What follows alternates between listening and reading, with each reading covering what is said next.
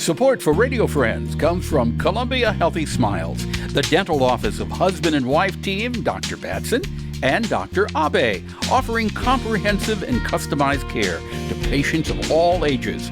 Learn more by calling 573-721-9039 or online at www.columbiahealthysmiles.com.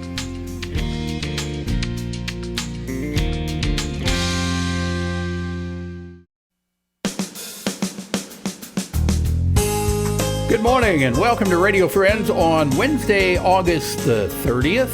Some schools have started in central Missouri and some just around the corner. But we're going to talk about back-to-school dental checkups today. And I want to introduce you to Dr. Philip Batson from Columbia Healthy Smiles. Good to have you here. Thanks for having me, Phil.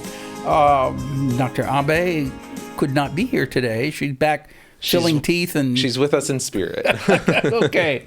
But you know, as we mentioned just a minute ago, some schools have started in central Missouri, some will start next week. Yeah. But this is the time when you think about back to school dental health. And as you came in today, you said you've been seeing so many young people getting ready to go back to school. Yeah. Why is it important to see the dentist before school starts or right when school starts? Kind of just to have that checkup and check before to make sure teeth and gums are healthy before going back to school, before life gets really busy again. You know, it allows parents and kids to have some hopefully peace of mind as they go into a school year of healthy teeth and gums. Or it can allow us to talk about if there are any issues or concerns to sort them out, before maybe the schedule gets really crazy with school and after school activities and all the stuff of life that kind of comes up as the school year really churns into high gear. Now let's break it down into categories. When you're looking at really young kids that are just starting school, let's say maybe first grade through the third or fourth grade, what are you looking for when they come in? We're really just looking to track their development. That's an age range where they're losing teeth, getting new teeth in. So it can be just discussing with the parents, here's what to expect if they are getting loose teeth. Also, just it's always a dietary discussion, to make sure that, amount of sweets, candy, sugars, things in the diet compared to the healthy foods, just as school gets going up and, they're back to school lunches or taking lunches, things like that. If, diets are changing or altering even somewhat. And just to make sure, that if they want to have some, additional like fluoride on the teeth, just to give those teeth those protection as they kind of go into that school year beginning. Then when you get in middle school to high school, that's when some of the kids start thinking about their appearance with their teeth, right? A little bit.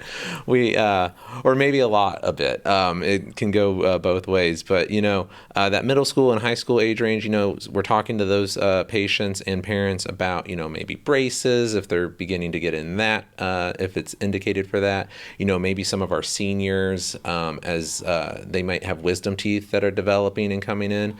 That's also a discussion of is removal of those wisdom teeth, indicated, during the senior year or before graduation, just before, life can get really busy really fast, and the earlier we can talk about things is always, more helpful for parents and patients to help them plan, because I know people have a lot going on. Yeah, you mentioned wisdom teeth. Yeah. Why do people have wisdom teeth removed? Not everybody has to have them removed, right? No, not everybody does. It's all case dependent, case by case. Percentage wise, how would you break it down?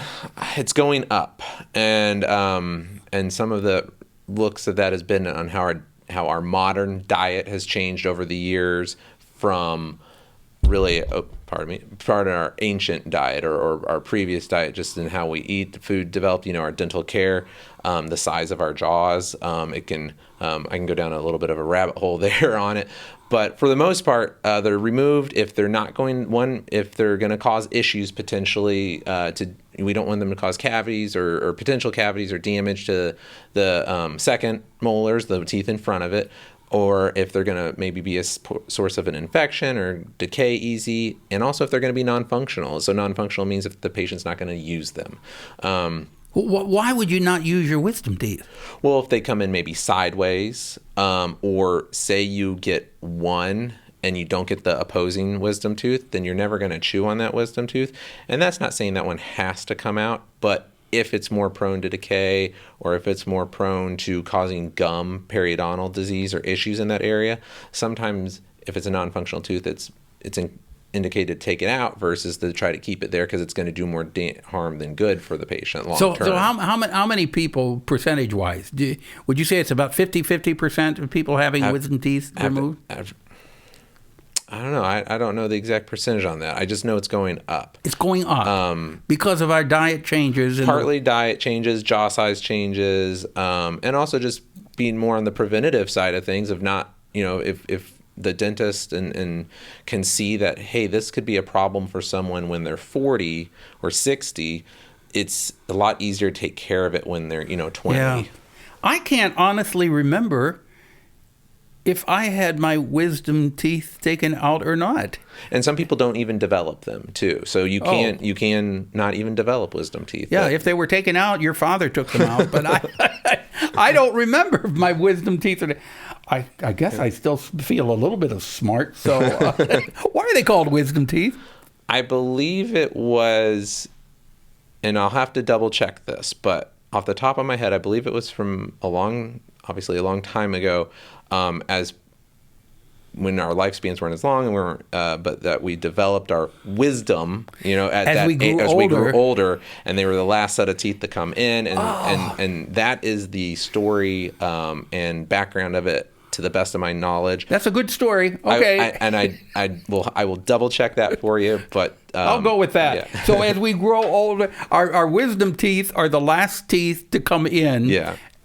We grow older, we gain more wisdom. That's why they're called the wisdom teeth. That's a good story. And if it's not true, well, it's a new legend that started today. And when 18 was that time in people's lives that, they developed that much wisdom. The important thing is to remember to go to the dentist. The younger you are, the better it is to start your dental care. Yeah. And I read a little story there. If young kids are really nervous about going to the dentist, let them eat something first before they go to the dentist, so the tummy is full. Tummy is full, not too full, but just nice, just relax. Kiddo with maybe a little food in their belly. And we always tell parents it's great to practice with them at home if they think they have any nerves.